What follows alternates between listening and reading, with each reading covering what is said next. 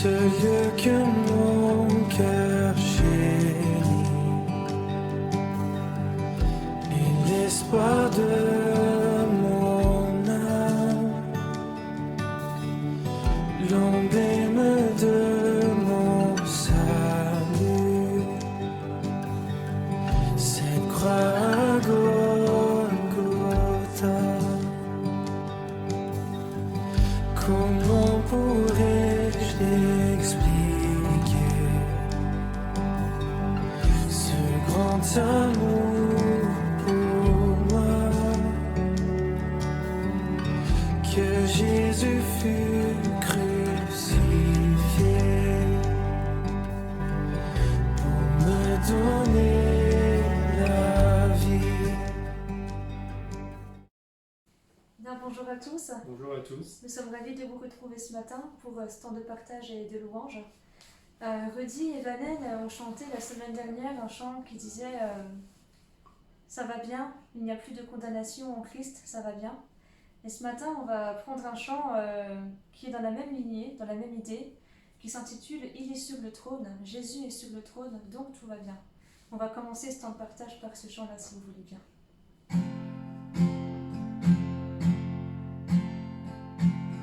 Il est sur le trône, il est sur le trône, et parce qu'il est sur le trône, tout va bien. Il est sur le trône, il est sur le trône, et parce qu'il est sur le trône, tout va bien. Jésus est sur le trône. Jésus est sur le trône. Jésus est sur le trône. Et parce qu'il est sur le trône, tout va bien. Jésus est sur le trône.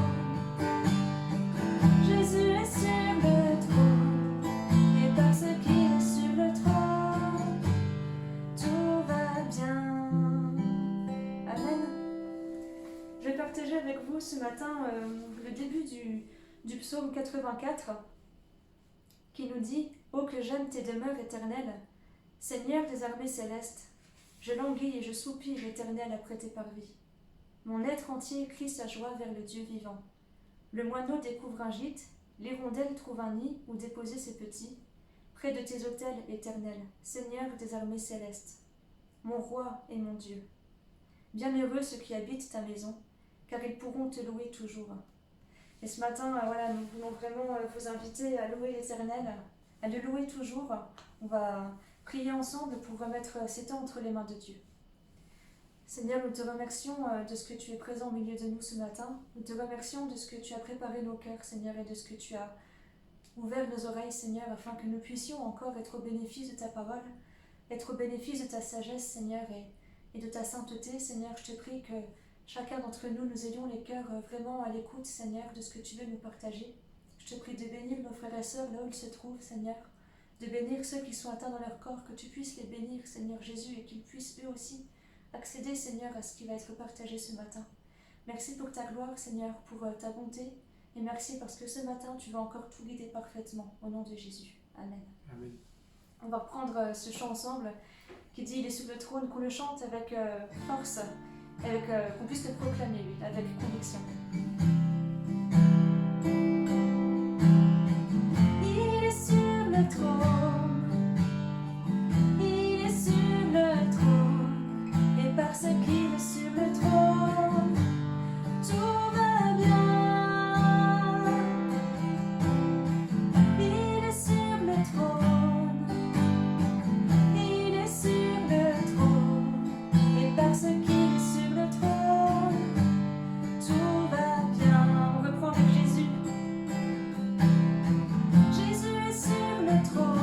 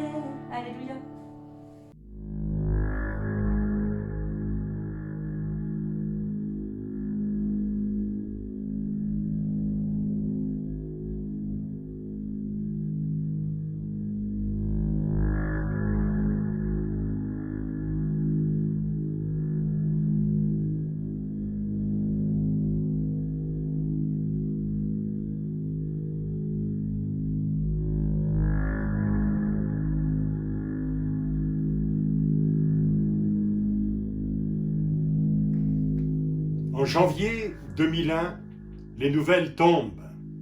Un terrible tremblement de terre dans l'état du Gujarat, en Inde. C'est un état frontalier du Pakistan. Le pasteur Sam Maloney est arrivé à Jamnagar depuis quelques semaines. Ce frère, nous le connaissons puisqu'il nous a visités quelques mois auparavant à l'Assemblée de Dieu de Nancy, expliquant l'appel de Dieu dans son cœur pour évangéliser dans cet endroit de l'Inde. Oh, les débuts et même la suite ont été si difficiles. Opposition, persécution, rejet, la police, souvent arrêtée pour rendre compte. Néanmoins, le Seigneur a été à l'œuvre. Il bâtit son église partout. Et dans cet endroit de l'Inde, très souvent, l'évangile a été confirmé par plusieurs miracles, beaucoup de guérisons et des transformations de vie exceptionnelles. C'est ainsi que l'Église a commencé de grandir dans cet endroit de l'Inde au travers du ministère de notre frère. D'autres l'ont rejoint. Des plus jeunes se sont donnés au Seigneur et ont offert leur vie pour annoncer l'Évangile. Permettez-nous, au travers des quelques minutes qui vont suivre, de vous présenter ce que le Seigneur a fait dans cet endroit de l'Inde. Bonjour mes amis, c'est mon joie de connecter avec tous mes amis en France, aussi pour remercier Action évangélique de Pentecôte, leur soutien pendant plus que 15 ans. Vous avez aidé toutes les églises au Gujarat. On a commencé le travail 18 ans avant, on n'avait rien, mais par la grâce de Dieu, avec le soutien d'Action évangélique de Pentecôte, on avait aujourd'hui 189 églises. Et cette année, on a planifié beaucoup de choses 2020, mais le Seigneur a décidé quelque chose. Comme on a expérimenté, il y a des pandémies dans le début du mois de mars. Tous notre lieux de culte sont fermés. On n'a pas le droit de réunir dans les églises. C'est un moment très très difficile parce que pas mal de gens croyants, ils ont perdu leur boulot. Ils n'ont pas de travail. En Inde, plus que 12 millions de gens ont perdu leur boulot, sans travail. Dans cette situation, c'est les églises. On a pris des charges d'acheter les épiceries chaque jour, donner manger. Et chaque jour, on a donné 250 paquets de nourriture pour les gens. À peu près 5500 paquets chaque mois. On a donné plus que 50 familles sont des bénéficiaires de l'épicerie. Chaque mois, on a donné, on a aidé les gens, on a fabriqué les masques. Les masques sont comme ça. Les gens de notre église, ils n'ont pas de travail. On a fait des masques comme ça et on a commencé à vendre pour soutenir leur famille. Et continuez à prier pour nous afin que le Seigneur puisse bénir notre église. On avait un moment difficile aussi. Il y a des pasteurs qui ont décédé à cause de Covid. Il y a des chrétiens, ils ont décédé. On n'avait pas le droit de faire l'enterrement. Discrètement, on a fait l'enterrement. Aussi, un de notre pasteurs, il a été tué par le militant. Mais merci pour tout votre soutien, votre aide. C'est un jour quand on va debout devant le Seigneur, la récompense sera toujours pour vous. Merci beaucoup et que Dieu vous bénisse. On prie pour France, pour la situation que vous avez en ce moment. Seigneur est tout capable. Avec Seigneur, tout est possible. Merci Action évangélique de Pentecôte et tous les pasteurs et tous les églises. Merci. voilà, nous avons un pasteur, il s'appelle Sunil. Son père est décédé à cause de Corona. Mais merci pour tous les aides que vous avez données pendant cette pandémie. Okay प्रभु का मैं धन्यवाद करता हूँ सुनील भाई के लिए। पिछले दिनों में मेरा पिताजी को पप्पा जी को कोरोना वायरस हुआ था कोविड के समय में। वो समय में हमारे लिए बहुत कठिन था और बहुत सारा प्रॉब्लम था क्योंकि हमारे गांव में भी बहुत सारे लोगों ने विरोध किया था कि ये लोग क्रिश्चियन लोगों को ऐसा कोरोना वायरस हो गया ऐसा करके बहुत सारा विरोध किया और Raymond, c'est un miracle. Action évangélique de Pentecôte nous a aidés. Merci. Son mère a décédé pendant la pandémie à cause de Corona. Lui, il a 5 enfants.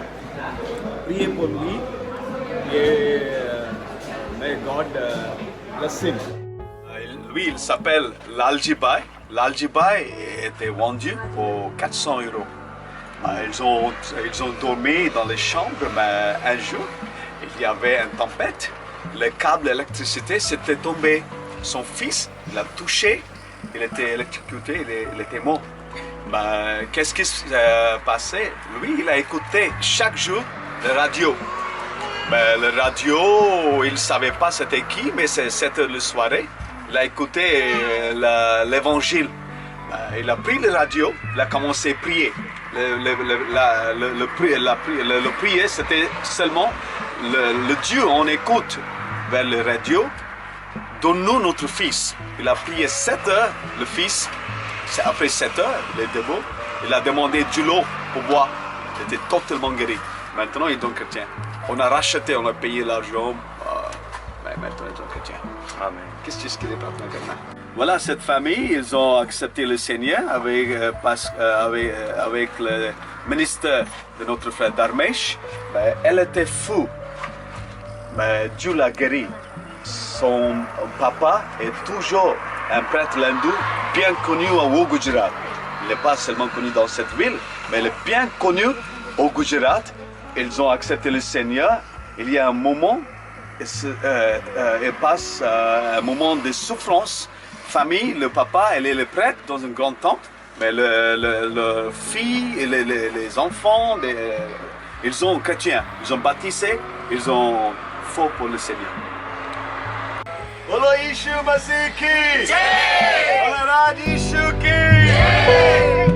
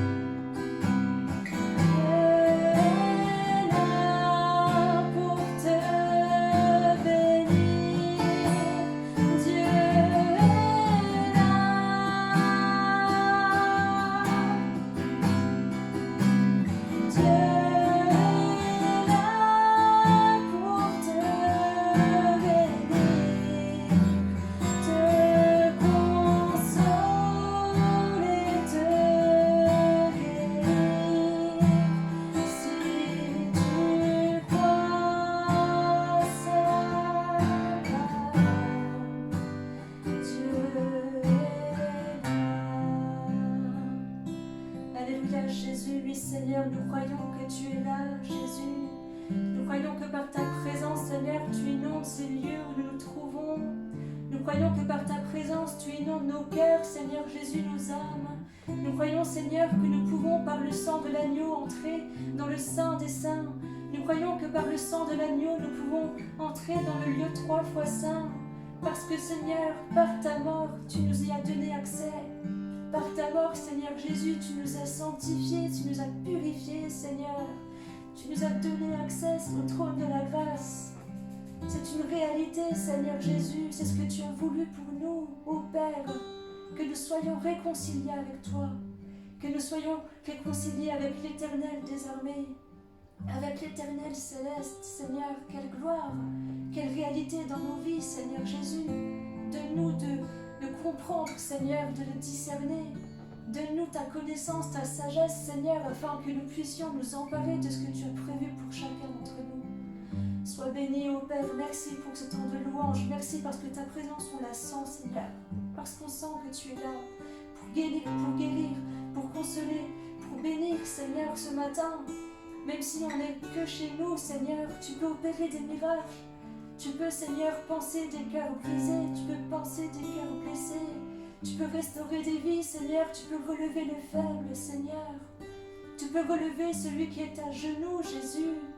Tu peux relever celui qui n'a plus d'espoir, car tu es l'espoir des nations, toi, Jésus, le chemin, la vérité et la vie. Sois béni, sois glorifié, Jésus, Amen.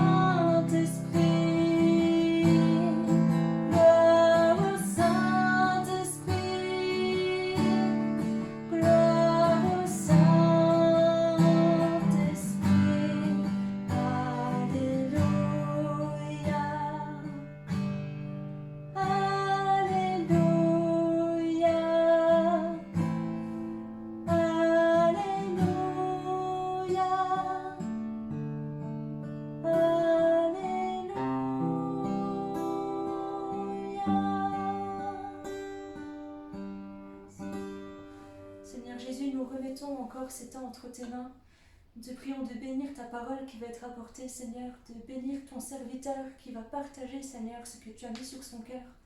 Parle-nous encore ce matin, fais-nous encore du bien. Merci parce que tu as commencé à le faire, parce que tu as commencé à nous visiter chacun d'entre nous et nous croyons que tu vas continuer, Seigneur. Et nous voulons te laisser encore toute la place parce que tu es le seul Dieu vrai et véritable. Amen. Bonjour à chacune et à chacun d'entre vous. Heureux de vous retrouver encore pour ce temps de partage de la parole de Dieu qui va nous amener encore ce matin à considérer les attributs moraux de Dieu. Nous avons pu évoquer la semaine passée, au travers de quelques pensées, la bonté de Dieu qui se manifeste au travers de sa providence envers chacune et chacun d'entre nous. Et comme annoncé, nous allons poursuivre maintenant donc ce temps de partage et de réflexion. Et ce matin, j'aimerais considérer avec vous un autre aspect de la nature, du caractère de Dieu, de ses attributs, et plus particulièrement, j'aimerais considérer avec vous l'aspect de la miséricorde et de la grâce de Dieu. Nous lirons à cet effet beaucoup de textes qui, je le crois, finalement vont étayer notre foi et notre confiance envers celui qui, ce matin encore, veut pour chacune et chacun d'entre nous se révéler comme le Dieu riche en miséricorde et en grâce. Bien sûr, avant tout cela, nous allons encore demander au Seigneur sa grâce et l'assistance de son esprit afin que cette parole puisse véritablement trouver l'écho de la foi dans nos cœurs et ainsi nous amener à vivre cette paix, ce bonheur que le Seigneur veut nous communiquer en toutes circonstances. Et bien sûr, d'une manière tout à fait spéciale, dans les temps que nous vivons et que nous traversons actuellement, nous en avons tellement besoin. Nous prions. Seigneur, nous approcher de toi ce matin, c'est encore quelque chose qui se révèle comme excellent pour chacune et chacun d'entre nous.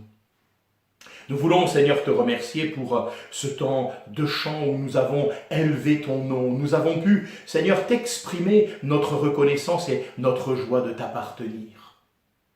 Merci aussi, Seigneur, parce que à travers tout ce temps de partage, de témoignage rendu au travers de l'œuvre qui est accomplie au loin pour celles et ceux de nos frères et de nos sœurs qui connaissent des temps de crise, de persécution, nous te voyons à l'œuvre, nous te voyons manifester encore ta grâce et ta miséricorde. Et c'est pourquoi, Seigneur, nous voulons te rendre grâce, parce que nous croyons que tu as aussi pour chacune et chacun d'entre elles et d'entre eux un projet de paix. Seigneur, que ce matin, tu puisses encore nous conduire dans ce temps de partage à considérer comme tout à nouveau qui tu es véritablement. Je te prie pour ma sœur, pour mon frère qui a besoin peut-être d'une manière si tendre, si particulière, d'une révélation de ta miséricorde et de ta grâce. Qu'il en soit ainsi, que ta volonté s'accomplisse et que tu puisses accorder à ton serviteur le secours et l'assistance du Saint-Esprit afin que cette parole, Seigneur, soit tienne, empreinte de ton esprit et qu'ainsi elle puisse faire l'œuvre pour laquelle tu l'envoies en chacune et chacun d'entre nous et que tout cela soit pour l'honneur et la gloire de ton nom. Amen. Amen. Dieu, un Dieu riche en miséricorde et en grâce. Comme je l'ai dit, nous allons parcourir ensemble la parole de Dieu, tantôt dans l'Ancien, tantôt dans le Nouveau Testament. Déjà dans l'Ancien Testament, Dieu va se présenter à Moïse comme le Dieu riche en miséricorde et en grâce. Je vais citer dans Exode au chapitre 34, le verset 6e. Voilà ce que nous découvrons. « Et l'Éternel passa devant lui et s'écria, l'Éternel, l'Éternel, Dieu miséricordieux et compatissant, lent à la colère, riche en bonté et en fidélité. Amen. » Un autre texte nous dit, dans le livre du Deutéronome, au chapitre 4 et au verset 31, « Car l'Éternel, ton Dieu, c'est ainsi que Dieu va se présenter à la nation d'Israël. Car l'Éternel, ton Dieu, est un Dieu de miséricorde qui ne t'abandonnera point et ne te détruira point.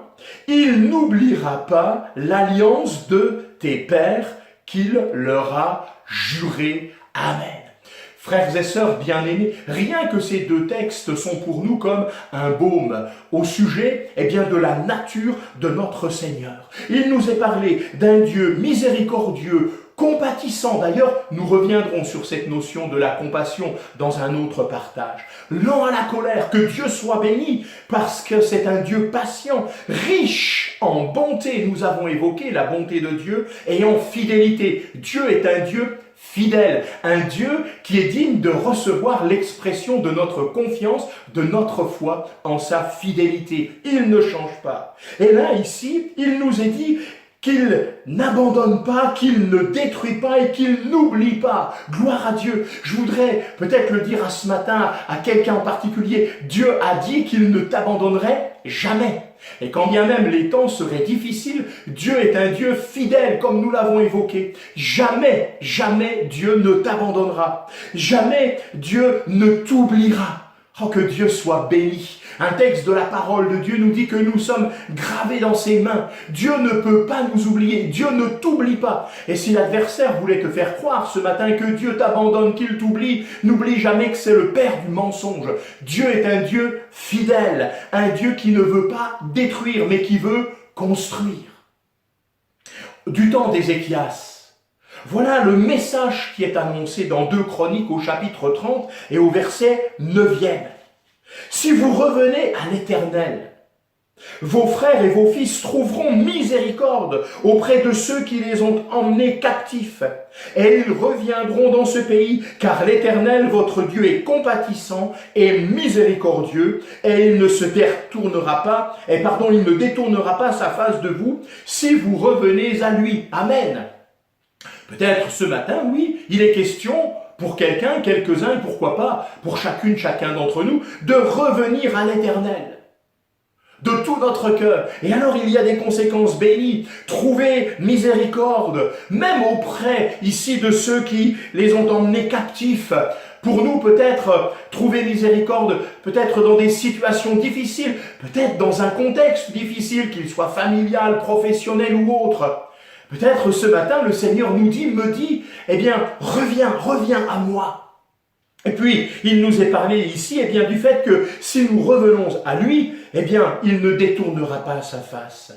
Il ne détournera pas sa face. Dieu est toujours ce Dieu qui souhaite nous accueillir, qui est un Dieu favorable. Vous me chercherez et vous me trouverez si vous me cherchez de tout votre cœur, dit la parole de Dieu.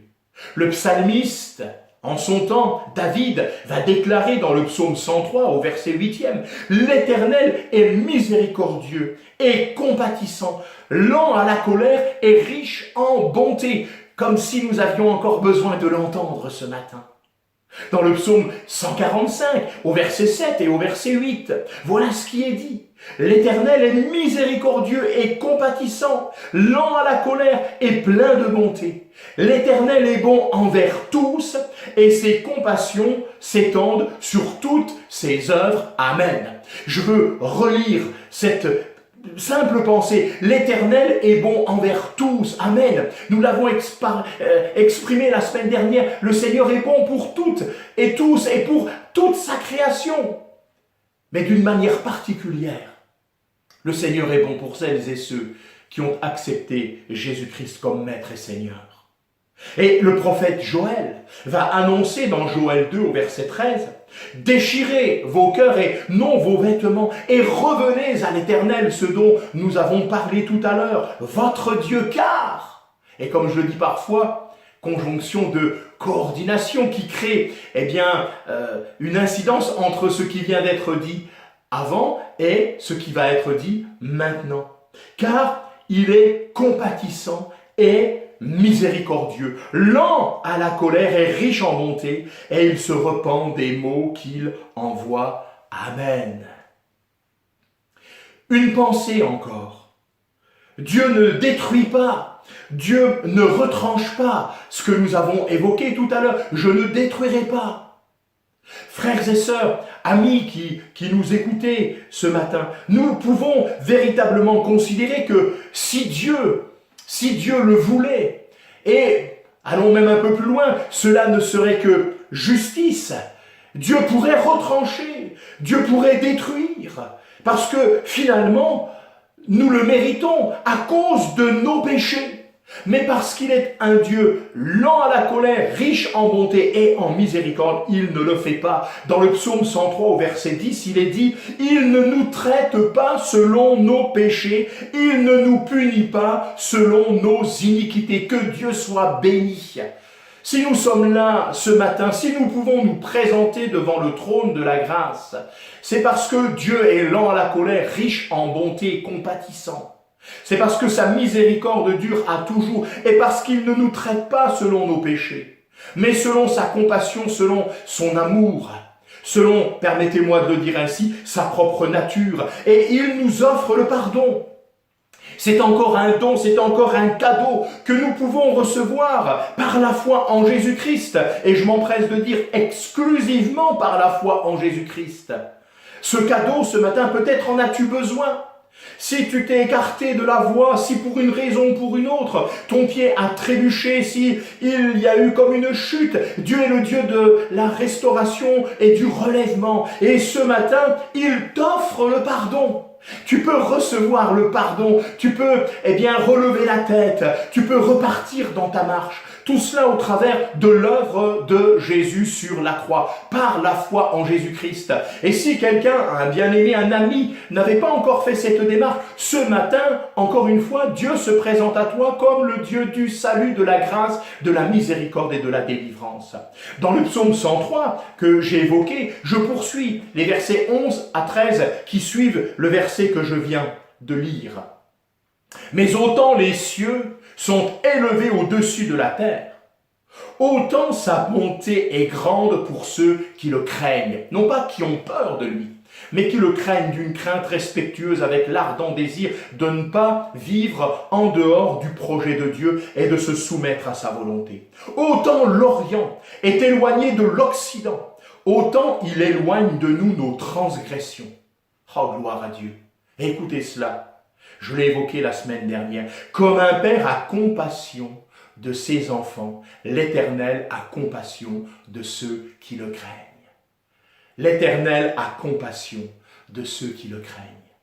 Ce matin encore, Dieu est un Dieu de compassion, qui veut exprimer sa compassion. S'il trouve dans ton cœur cette crainte respectueuse dont je viens de parler, ce souci, ce désir de ne rien faire qui pourrait l'attrister, mais de vivre en conformité avec sa parole, alors tu peux être assuré, ma sœur, mon frère, ami, tu peux être assuré qu'il va exprimer envers toi sa compassion.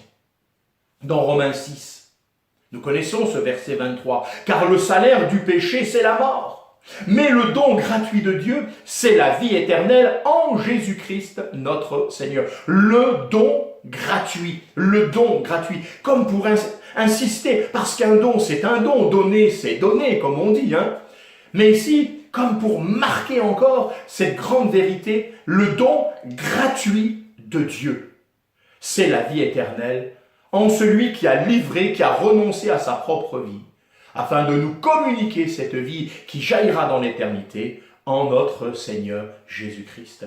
Paul va déclarer aux Corinthiens, en 1 Corinthiens chapitre 1er, les versets 3 et 4, « Que la grâce et la paix vous soient données de la part de Dieu notre Père et du Seigneur Jésus-Christ. » Écoutez cela, « Je rends à mon Dieu de continuelles actions de grâce à votre sujet, pour la grâce de Dieu qui vous a été accordée en Jésus-Christ, car en lui vous avez été comblés de toutes les richesses qui concernent la parole et la connaissance. En lui, en Jésus, vous avez été comblés. » Oh Seigneur, merci. Merci pour cette mesure de grâce que tu nous accordes dans le nom de Jésus-Christ. Et que ce matin, ces choses puissent nous atteindre. Permettez-moi encore quelques textes dans Éphésiens 2, versets 8 et 9e. Il est dit, car c'est par la grâce que vous êtes sauvés, par le moyen de la foi. Cela ne vient pas de vous, c'est le don de Dieu. Ce n'est point par les œuvres, afin que personne ne se glorifie. C'est le don de Dieu, le don de la grâce qui nous a permis d'avoir accès, de participer au salut de Dieu manifesté en Jésus-Christ.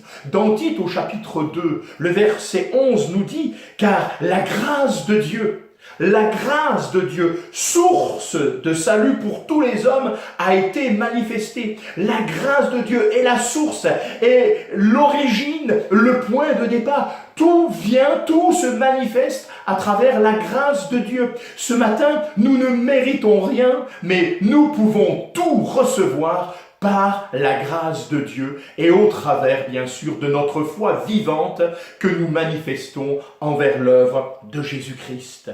Et un peu plus loin, dans le même livre de Tite, au chapitre 3, les versets 4 et 5 nous disent « Mais lorsque la bonté de Dieu notre Sauveur et son amour pour les hommes ont été manifestés, Il nous a sauvés, non à cause des œuvres de justice que nous aurions faites, mais selon sa miséricorde, par le baptême de la régénération et le renouvellement du Saint-Esprit. Amen. Le renouvellement du Saint-Esprit. Cette vie qui vient d'en haut, qui a sa source, là même dans le cœur de Dieu, et qui nous atteint, et qui veut se manifester pour chacune et chacun. Notre salut, comme nous l'avons évoqué au travers de ces différents textes, vient comme un don de la grâce de Dieu. Et nous ne pouvons nous l'approprier uniquement que par la foi.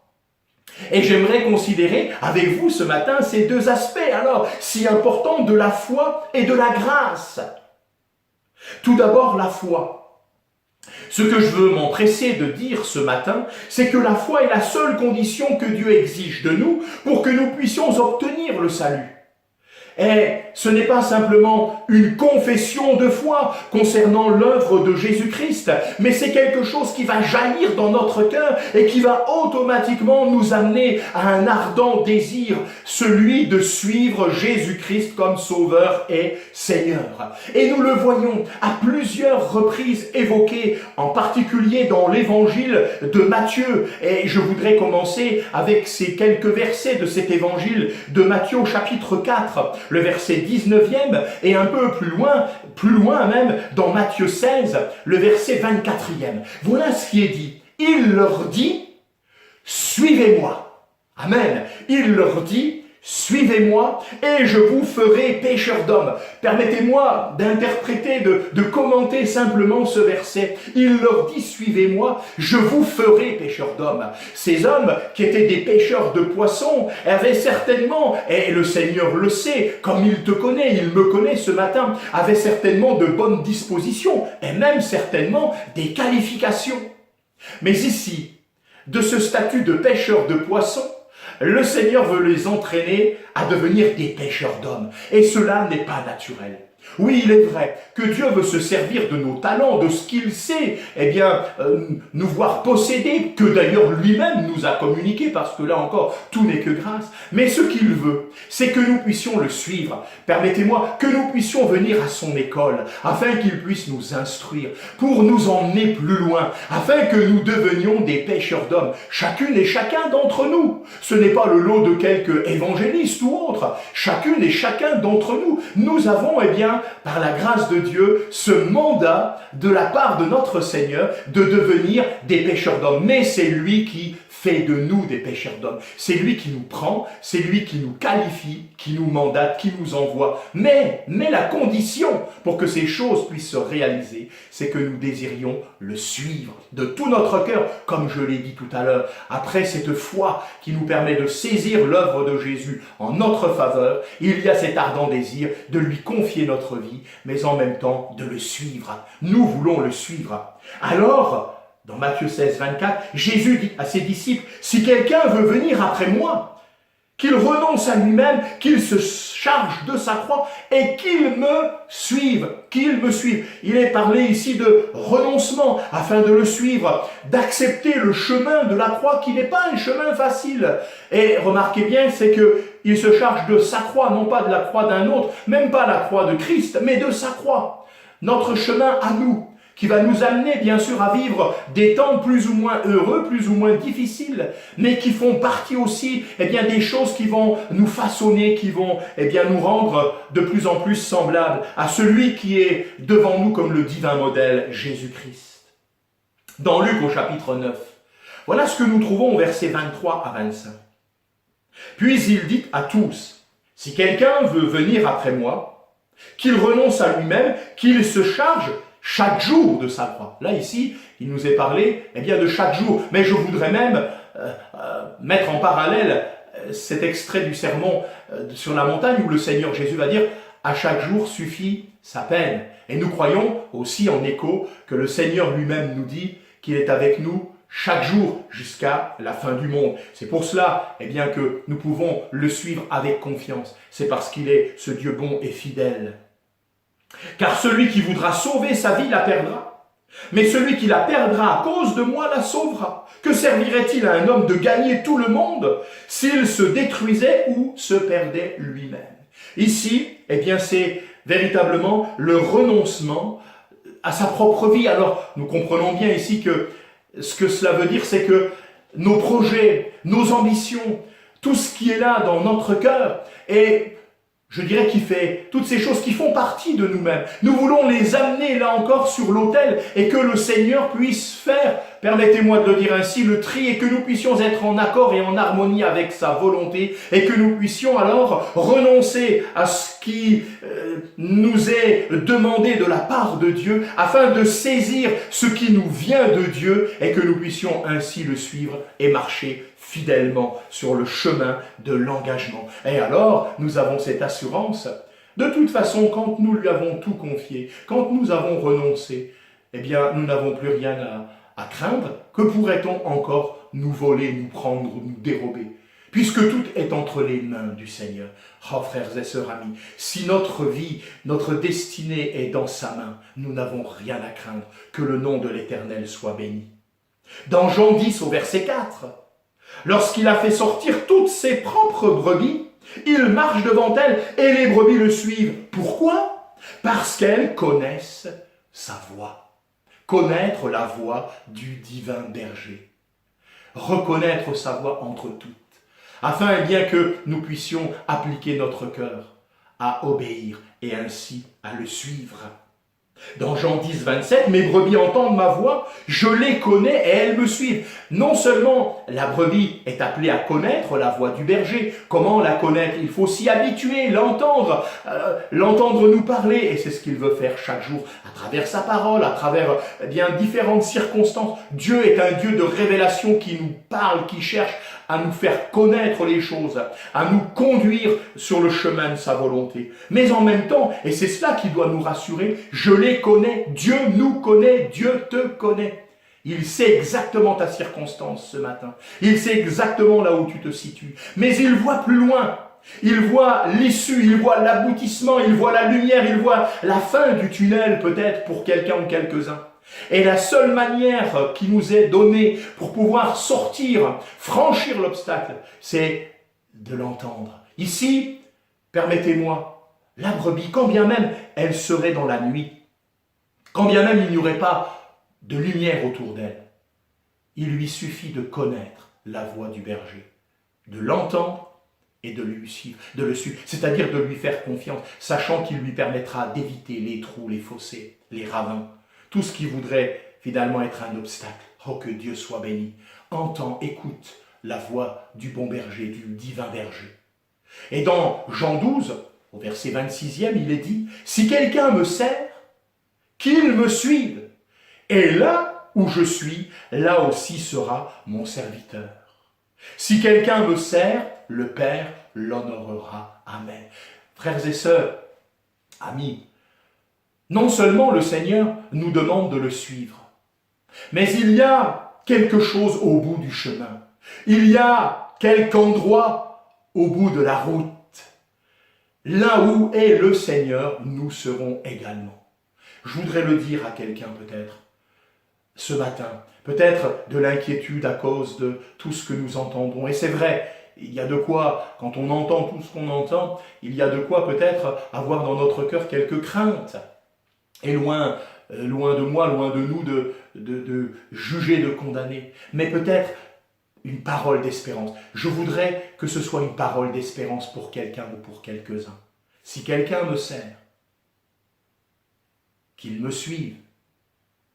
Et là où je suis, là aussi sera mon serviteur. Nous savons qu'il y a une destination finale. Un jour, et bientôt, le Seigneur revient. Et là où il est, nous serons. D'ailleurs, il nous l'a dit, je m'en vais. Et si je m'en vais, je vais vous préparer une place. Et quand tout sera achevé et préparé, je reviendrai vous chercher, afin que là où je suis, vous soyez aussi. Que le nom du Seigneur soit béni. Amen. Nous poursuivons maintenant, bien sûr, en ce qui concerne cette foi. Cette foi implique 4 éléments. Des éléments qui sont, permettez-moi cette illustration, comme les quatre pieds d'une chaise qui vont être là et qui vont nous permettre d'être bien assis, avec sécurité, qui vont nous éviter de chanceler de droite ou de gauche.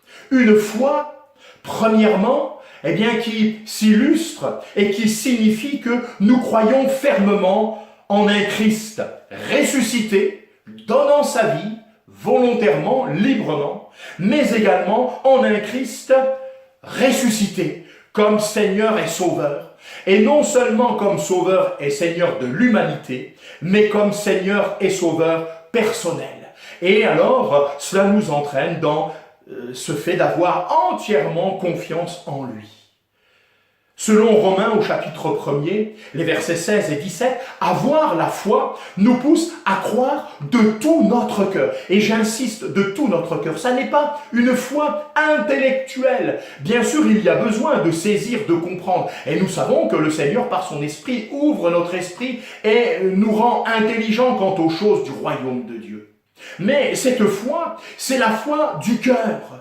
Il nous est dit, écoutez, c'est extraordinaire, cette déclaration, sommes-nous prêts et prêts à la faire ce matin? Je le crois, et béni soit Dieu pour cela, parce que c'est encore un effet de sa grâce. Car je n'ai point honte de l'évangile, c'est une puissance de Dieu pour le salut de quiconque croit, du juif premièrement, puis du grec, parce qu'en lui est révélée la justice de Dieu par la foi et pour la foi, selon qu'il est écrit, le juste vivra par la foi. Le juste vivra par la foi. Ici donc, une foi qui est une foi personnelle, une foi en un message extraordinaire, l'évangile, la bonne nouvelle de Jésus-Christ, qui se manifeste par une démonstration de puissance. Et une démonstration de puissance déjà en vue du salut. Et il est clair ici, il est parlé de quiconque croit, donc pour tous les hommes, pour toutes les générations à travers tous les siècles. Romains 6, 17 nous dit, mais grâce soit rendue à Dieu de ce qu'après avoir été esclaves du péché, telle était notre condition avant, autrefois, avant d'avoir livré nos vies entre les mains du Seigneur, vous avez obéi de cœur. Vous avez obéi de cœur à la règle de doctrine dans laquelle vous avez été instruits. Une obéissance qui vient du cœur. La parole de Dieu déversée dans notre cœur. Une foi du cœur qui va nous entraîner dans une obéissance du cœur. Que Dieu soit béni. Et dans Éphésiens 6 encore, serviteurs, obéissez à vos maîtres selon la chair avec crainte et tremblement, dans la simplicité de votre cœur comme à Christ. Non pas seulement sous leurs yeux, comme pour plaire aux hommes, mais comme des serviteurs de Christ qui font de bon cœur la volonté de Dieu. Accomplir la volonté de Dieu de bon cœur. Ça n'est pas quelque chose de pénible. Peut-être avons-nous besoin. Peut-être as-tu besoin ce matin. Parce que les choses sont difficiles. Peut-être, oui, comme on l'a évoqué ici, au travail, tout simplement. Tu as besoin, de dire Seigneur, donne-moi d'obéir et de te servir de tout mon cœur. Et là encore, d'être un témoin. Peut-être as-tu besoin de la grâce de Dieu parce que ceux qui t'entourent te maltraitent d'une manière ou d'une autre. Nous croyons que le Seigneur est capable de te bénir. Et comme nous l'avons évoqué tout à l'heure, il est capable aussi de changer le cœur de celles et de ceux qui peut-être veulent te nuire ou te faire du mal. Que le Seigneur te bénisse dans cette circonstance. Dans Hébreux 10, verset 22, il nous est dit, approchons-nous donc avec un cœur sincère, un cœur vrai, un cœur authentique, dans la plénitude de la foi, les cœurs purifiés d'une mauvaise conscience et le corps lavé d'une eau pure. Les cœurs purifiés d'une mauvaise conscience et le corps lavé d'une eau pure. Lavé d'une mauvaise conscience. Parce que nous avons reçu dans notre cœur, par la foi, l'assurance du pardon de nos péchés en Jésus-Christ. Avoir la foi va nous conduire à renoncer à notre propre volonté et à nous consacrer entièrement au Seigneur. C'est ce qui nous est révélé dans le Nouveau Testament. Deuxième pensée, la foi implique la repentance. C'est-à-dire que notre cœur désire maintenant vivre dans la lumière, en conformité avec la parole de Dieu, et nous voulons nous détourner du mal. Notre cœur contrit se tourne vers Dieu. La foi qui sauve est toujours une foi repentante. Je cite dans Acte 2 les versets 37 et 38. Après avoir entendu ce discours, ils eurent le cœur, encore une fois, nous revenons à cela, l'origine, la source, le cœur, vivement touché. Dieu veut toucher notre cœur, et ce matin d'une manière particulière. Et ils dirent à Pierre et aux autres apôtres, « Hommes frères, que ferons-nous » Pierre leur dit, « Repentez-vous, et que chacun de vous soit baptisé au nom de Jésus-Christ pour le pardon de vos péchés, et vous recevrez le don du Saint-Esprit. » Amen. Le programme, il est clair. La repentance, l'engagement à travers le baptême, l'engagement d'une bonne conscience envers Dieu, et recevoir l'assurance du pardon de nos péchés, et ensuite naître d'en haut du ciel, recevoir le don du Saint-Esprit, afin d'être rendu capable de comprendre les lois du royaume de Dieu, mais surtout de nous y soumettre et de les pratiquer pour notre bonheur. Troisièmement, la foi, elle implique l'obéissance. L'obéissance du cœur, comme je l'ai évoqué tout à l'heure, l'obéissance à Jésus-Christ et à sa parole, à travers une vie qui va être inspirée par la foi, par la reconnaissance, les actions de grâce envers Dieu, et qui va être caractérisée par cette œuvre de régénération par le Saint-Esprit. Régénérer, cela signifie retrouver les facultés perdues. Dans Jean 3, je cite les versets 3 à 6. Le docteur de la loi, Nicodème, s'approche de Jésus-Christ et il lui pose cette question, que faut-il faire pour avoir part au royaume de Dieu? Et Jésus va lui répondre, en vérité, je te le dis, si un homme ne naît de nouveau, il ne peut voir le royaume de Dieu. Nicodème lui dit, comment un homme peut-il naître quand il est vieux? Peut-il rentrer dans le sein de sa mère et naître? Jésus répondit, en vérité, je te le dis, si un homme ne naît d'eau et d'esprit, il ne peut entrer dans le royaume de Dieu. Ce qui est né de la chair est chair, ce qui est né de l'esprit est esprit. Amen. Naître de nouveau, cette nouvelle naissance qui nous permet maintenant d'entrer dans le royaume de Dieu. Et tout cela nous vient de Dieu. C'est encore une action de grâce de la part de notre Dieu en notre faveur que nous ne pouvons saisir que par la foi. Dans Jean 4, on connaît cet échange particulier entre Jésus et cette femme, la Samaritaine. Je citerai le verset 15 et les versets 21 à 24. La femme lui dit, « Seigneur, donne-moi cette eau afin que je n'ai plus soif et que je ne vienne plus puiser ici. » Femme, lui dit Jésus, crois-moi, l'heure vient où ce ne sera ni sur cette montagne, ni à Jérusalem, que vous adorerez le Père. Vous adorez ce que vous ne connaissez pas. Nous adorons ce que nous connaissons, car le salut vient des Juifs. Mais l'heure vient, elle est déjà venue, où les vrais adorateurs adoreront le Père en esprit et en vérité, car ce sont là les adorateurs que le Père demande. Dieu est esprit, et il faut que ceux qui l'adorent en esprit et en vérité. Ah, j'aime lire cette histoire de cette femme qui a soif d'une autre qualité de vie que celle qu'elle vit. Et qui va trouver en Jésus la source véritable. Jésus qui va se proposer de la désaltérer entièrement, de satisfaire son âme et les besoins de son cœur. Et puis qui va l'entraîner dans cette dimension, sur la véritable adoration. L'adoration en esprit et en vérité. D'ailleurs, l'esprit et vérité nous conduit dans la vérité. Ce matin, nous voulons adorer Dieu en esprit et en vérité conformément à sa recherche. Et tout cela viendra encore de notre cœur. Gloire soit rendue au Seigneur. Dans Hébreux 5, je cite les versets 7 et 9. C'est lui qui, dans les jours de sa chair, ayant présenté avec de grands cris et avec larmes des prières et des supplications à celui qui pouvait le sauver de la mort, et ayant été exaucé à cause de sa piété, a appris, bien qu'il fût fils, l'obéissance par les choses qu'il a souffertes, et qui, après avoir été élevé à la perfection, est devenu pour tous ceux qui lui obéissent, l'auteur d'un salut éternel. Tous ceux qui lui obéissent. Et cette obéissance, elle vient de la foi. Je cite dans Romains chapitre 1er, verset 5, il est dit, par qui nous avons reçu la grâce et l'apostolat pour amener en son nom à l'obéissance de la foi tous les païens. L'obéissance de la foi. On peut donc ici aisément dire que la foi et l'obéissance sont liées. Permettez-moi peut-être de le dire d'une autre manière, sont inséparables.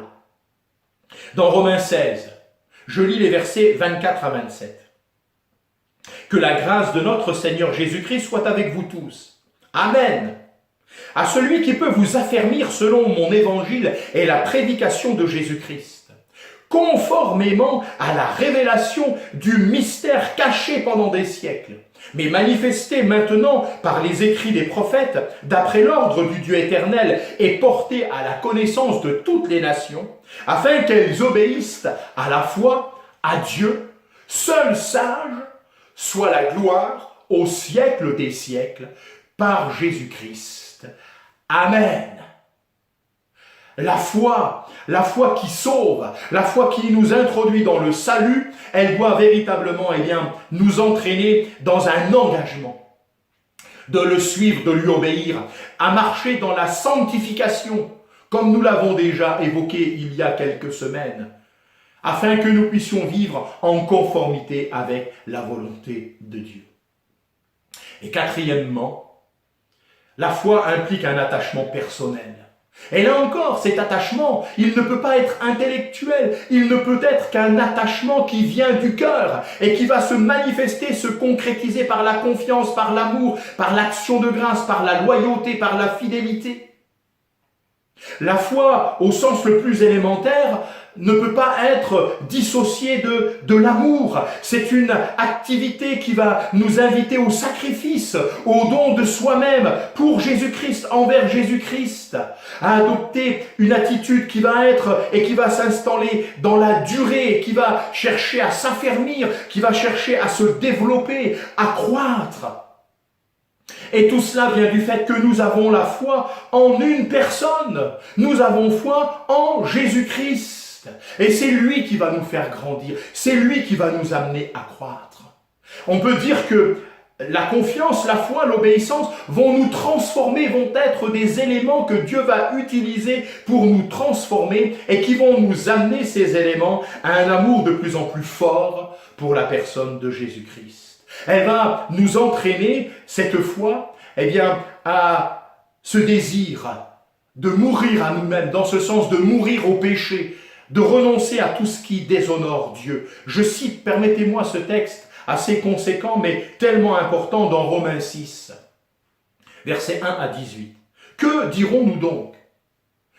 Demeurerions-nous dans le péché afin que la grâce abonde? Loin de là. Nous qui sommes morts au péché, comment vivrions-nous encore dans le péché? Ignorez-vous que nous tous qui avons été baptisés en Jésus-Christ, c'est en sa mort que nous avons été baptisés. Nous avons donc été ensevelis avec lui par le baptême en sa mort, afin que comme Christ est ressuscité des morts par la gloire du Père, de même nous aussi nous marchions en nouveauté de vie. En effet, si nous sommes devenus une même plante avec lui par la conformité à sa mort, nous le serons aussi par la conformité à sa résurrection. Sachant que notre vieil homme a été crucifié avec lui, afin que le corps du péché fût détruit, pour que nous ne soyons plus esclaves du péché, car celui qui est mort est libre du péché. Or, si nous sommes morts avec Christ, nous croyons que nous vivrons aussi avec lui. Sachant que Christ ressuscité des morts ne meurt plus, la mort n'a plus de pouvoir sur lui.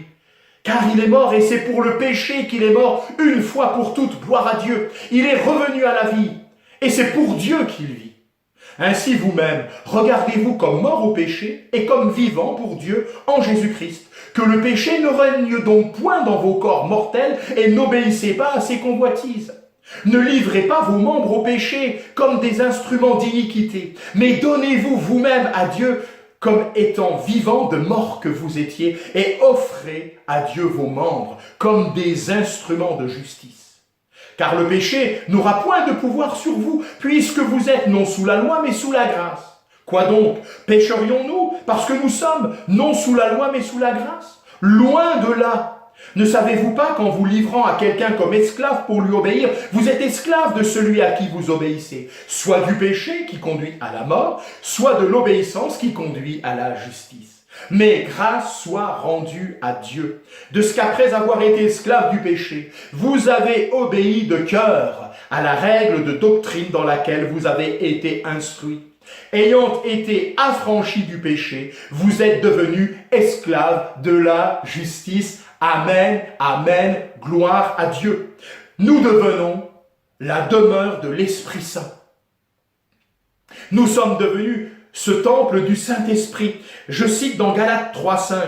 Celui qui vous accorde l'Esprit et qui opère des miracles parmi vous, le fait-il donc par les œuvres de la loi ou par la prédication de la foi? Là encore, ces choses sont rendues possibles parce qu'il y a cette prédication et il y a cette foi qui nous permet de saisir la réalité de la parole de Dieu et ses promesses. Dans Galates 4,6, et parce que vous êtes fils, Dieu a envoyé dans nos cœurs l'esprit de son Fils, lequel crie Abba Père. Ce matin, réalisons peut-être comme tout à nouveau cette grâce qui est nôtre de pouvoir dire Abba Père.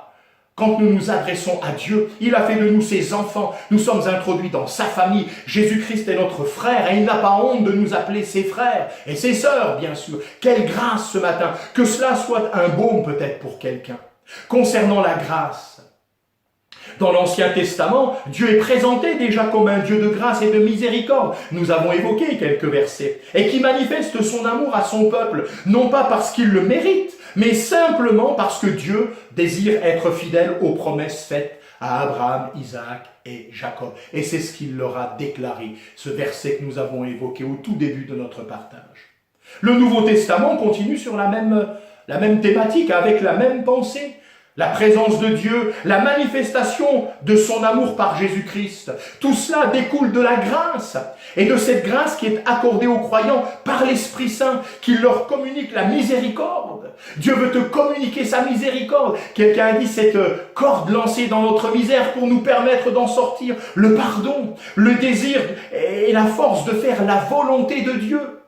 Dans notre cœur, de notre cœur. Toute la vie chrétienne du début jusqu'à la fin, eh bien finalement, tout dépend de la grâce de Dieu. Dieu nous a fait don de grâce, de sa grâce, de façon à ce que nous puissions être en mesure de croire au Seigneur Jésus-Christ. Il nous accorde sa grâce afin que nous soyons libérés du péché. Il nous accorde sa grâce pour que nous puissions avoir sa volonté au tréfonds de notre cœur et qu'elle puisse susciter en nous cet ardent désir d'agir pour sa gloire, pour réjouir son cœur de Père. Il nous accorde sa grâce pour que nous puissions prier, que nous puissions nous épanouir en Christ et que nous puissions rendre témoignage de lui autour de nous. Cette grâce, nous la recevons de diverses manières. Lorsque je médite la parole de Dieu, Dieu me communique sa grâce. Lorsque j'obéis, Dieu me communique sa grâce. Lorsque je suis attentif, lorsque tu es attentive à ce que dit la parole de Dieu, Dieu te communique sa grâce. Dans nos moments de prière, Dieu nous communique sa grâce. Quand nous adorons en esprit et en vérité, Dieu nous communique sa grâce. Et bien sûr, lorsque nous participons à la scène, nous souvenons de cette grande réalité, Jésus-Christ quittant sa gloire, venant pour offrir sa vie sur la croix, mort pour nos péchés, mais ressuscité à la gloire de Dieu le Père. Celui qui a fait cette promesse, je reviens vous chercher. Lorsque nous participons à la scène, nous nous souvenons de tout cela. Et c'est une prédication en quelque sorte. Et que dire alors en réponse à tout ce que nous venons d'évoquer ce matin? Peut-être simplement, comme nous le trouvons dans la parole de Dieu, au terme de la parole de Dieu, nous voulons dire ce matin, Amen. Oui, Amen. Viens bientôt, Seigneur Jésus, et trouve-nous dans cette bonne attitude de foi. Merci parce que tu es le Dieu de miséricorde, tu es le Dieu de grâce. Que ton nom soit béni, nous prions. Seigneur, merci. Merci pour ta parole, Seigneur. Qu'elle puisse ce matin encore, véritablement, Seigneur, eh bien, nous amener à réaliser que tu es le Dieu plein de miséricorde, riche en miséricorde et en grâce. Et qu'ainsi, Seigneur, eh bien, cette parole puisse trouver cet écho de la foi qui vient du cœur et nous entraîner dans l'obéissance du cœur. Merci Seigneur parce que tu prends soin de chacune et de chacun. Je voudrais, Seigneur, peut-être te prier pour quelqu'un qui a tellement besoin d'expérimenter ta miséricorde dans des circonstances difficiles, de sa vie, de son entourage, voire de son foyer, de sa famille, Seigneur, s'il te plaît. Merci parce que nous croyons que tu es toujours capable d'incliner les cœurs en faveur de tes enfants qui te craignent, qui te cherchent, que ta volonté s'accomplisse. Merci de nous garder et de nous trouver fidèles sur le chemin de l'obéissance et de la foi, tout ce qui va nous introduire dans ta présence. Oh, nous attendons ton retour. Et Seigneur, nous voulons déjà le saluer à l'avance. Et nous voulons que tu nous trouves fidèles. Merci pour l'assistance, le secours de ton esprit. Garde-nous de nous-mêmes des pièges de l'adversaire. Et que nous puissions les yeux fixés sur toi, avancer pas après pas vers cette destination éternelle, être dans ta présence. Merci Seigneur, parce que tout nous vient de toi. Tout n'est que grâce. Et comme nous le chantons, de la croix, la grâce coule comme un fleuve constamment. Oui, merci Seigneur. Reçois nos actions de grâce. Dans le nom de Jésus. Amen. Nous sommes arrivés au terme de ce temps de partage. Nous voulons bien sûr nous tenir à l'écoute de ce qui est encore à venir face aux déclarations des autorités et nous saurons adapter bien sûr aussi les choses en fonction de ce qui nous sera dit au fur et à mesure. Nous continuons à prier les uns pour les autres, à nous soutenir les uns les autres, que ce soit par des entretiens téléphoniques, au travers des réunions de prière, je pense aussi aux rencontres avec les ados, la jeunesse, mais aussi bien sûr tout ce qui peut être transmis comme information que vous pouvez nous adresser et que nous voulons encore diffuser via Sending Blue afin que nous puissions prier les uns pour les autres. Que le Seigneur vous bénisse, chacune, chacun en particulier, qu'il vous accorde vraiment d'expérimenter sa grâce et son secours. Et nous pensons véritablement à celles et ceux qui sont encore là, atteints dans leur corps, que le Seigneur bénisse, que le Seigneur relève, qu'il guérisse. Et que tout cela soit la manifestation de sa grâce et surtout pour l'honneur et la gloire de son nom. Que Dieu vous bénisse richement, chacune, chacun en particulier, dans vos familles. Bien sûr aussi là, que le Seigneur fasse grâce. On entend tant de choses dans les familles. Eh bien que le Seigneur fasse grâce. Je ne parle pas de l'Église, mais dans le monde, tout ce qui se passe en ce moment. Eh bien que Dieu puisse garder nos familles aussi, que nos familles soient dans la paix, que Dieu vous garde et qu'il vous accorde sa bénédiction. Au revoir et à très bientôt.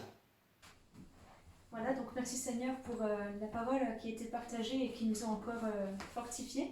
On va prendre ce dernier chant qui nous dit justement « Victoire au Seigneur de la vie ». Nous croyons qu'en Christ nous sommes victorieux et que le Seigneur en qui on croit est le Seigneur de la vie éternelle. Donc qu'on puisse encore prendre ce chant tous ensemble comme un encouragement pour les jours à venir et soyez encore tous bénis.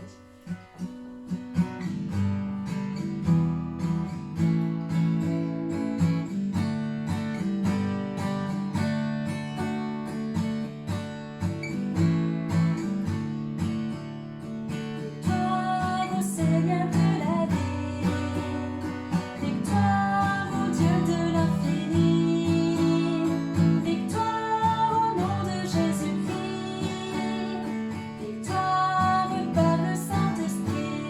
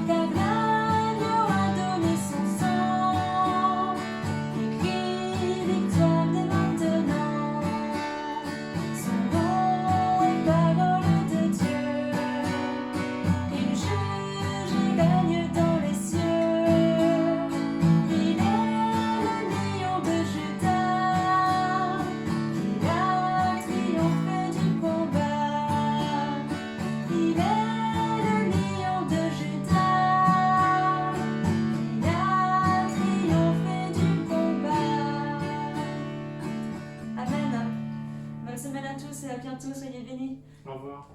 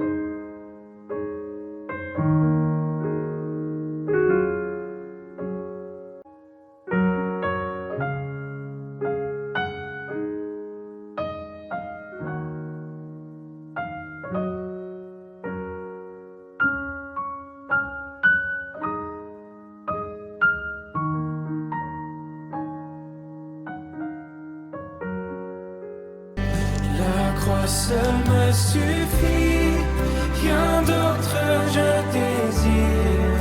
Ce qui m'était si cher, je considère comme une perte, afin de te connaître.